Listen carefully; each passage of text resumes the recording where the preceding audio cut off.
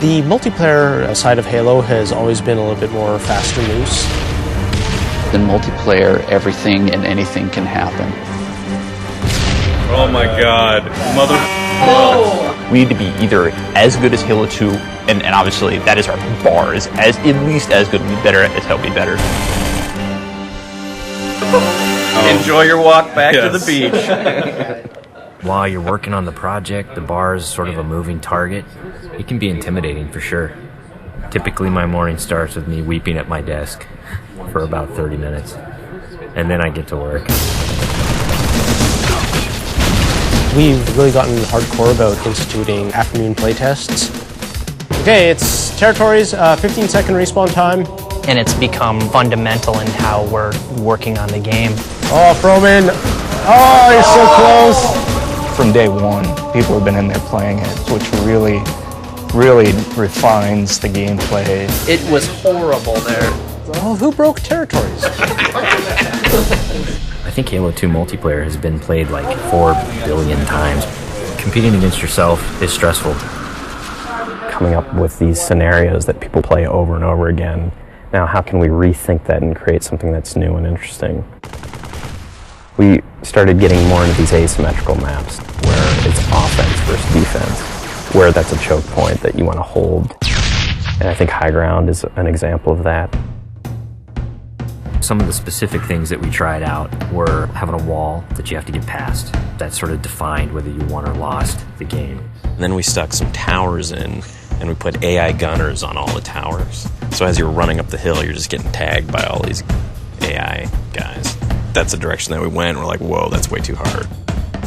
In this version, the wall is actually perpendicular to the hill. And in the final version of High Ground, that wall has been rotated 45 degrees because it had 2 turrets up here as well as 2 turrets in the other tower. So there was a lot of firepower coming down on the hill. That got all simplified into 1 turret actually right above the gate, which we felt was not as brutal to the attackers. It's pretty obvious to us when we start working on these maps that they have to be fun for the 100th and the 200th and the 1000th time. You weren't figuring out the switches in the doors? Yeah, the glows are like you want to walk up and fight. Watching people run through your map challenges a lot of the assumptions you made about it. Like, oh, I think people will use this hill for sniping, and then no one uses it. Then you get great comments like, this map sucks, I hate this spot, I hate you. A lot of the time that we spend on these levels are in the details, making sure that the run to a weapon is equal for different areas, getting the distances right for flag captures. Because we make such an effort to place titled objects in a level, like the waterfall, the bridge, the porta potty, people can say the flag is down by the porta potty. That immediately helps with that social aspect. Don't tell them about the porta potty. One of the things that we talked about in pre-production was player movement, and that's where the man cannon came from. There's different ways to move the player around the map. In Halo 1 and Halo 2, we had these teleporters. Although it was a great way to get around quickly, it didn't provide as much inherent danger as the man cannon does.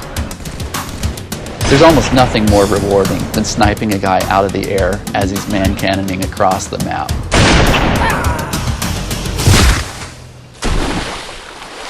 Whatever weapon that you start off every round with is going to really affect the decisions you make. There's this thing we didn't really identify in Halo 2, that if you spawn everybody with a dual-wieldable weapon like the SMG, it changed the game. People stop meleeing and people stop grenading because when you're dual-wielding, you can't do either of those. One of our weapon modelers, Tom Doyle, said, hey, this is a great chance to bring back the assault rifle from Halo 1. The assault rifle's design language really works well with the Master Chief. It has such a unique kind of silhouette and look to it that we really didn't want to change with what is already a Halo canon. But in terms of design and gameplay, it's been adjusted pretty considerably. The weapon has a kind of a shallow clip, so it came down to how best do I use my melee attack, or how best do I use my grenades in order to tip that fight a little bit over in my favor.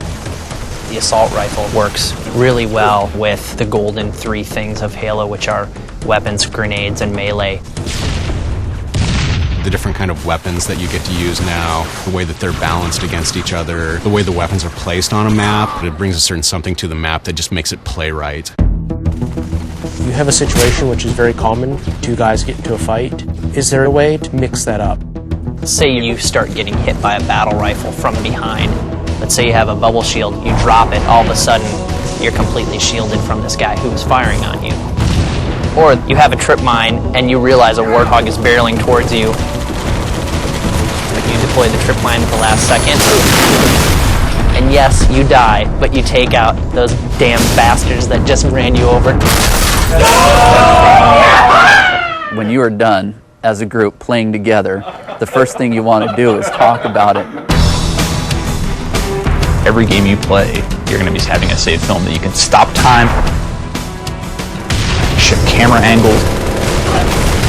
When you watch that. Oh, look at that! No, it sucks! I think being able to share it with your friends makes the smack talk even more powerful, because it's not just, oh, I just shot you in the head from across the map. It's, I just shot you in the head and let's watch it in slow-mo. It's really going to help people improve their play if they can see it from the enemy's perspectives. You'll be able to watch where they go, what weapons they pick up, in what order.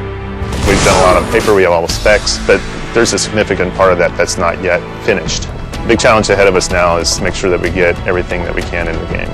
We're going to be what we're going to be, and we think it's really good, but everybody's expecting it to be really good, so we got to beat those expectations somehow. That's what's tough, yeah. That's what makes me cry at my desk.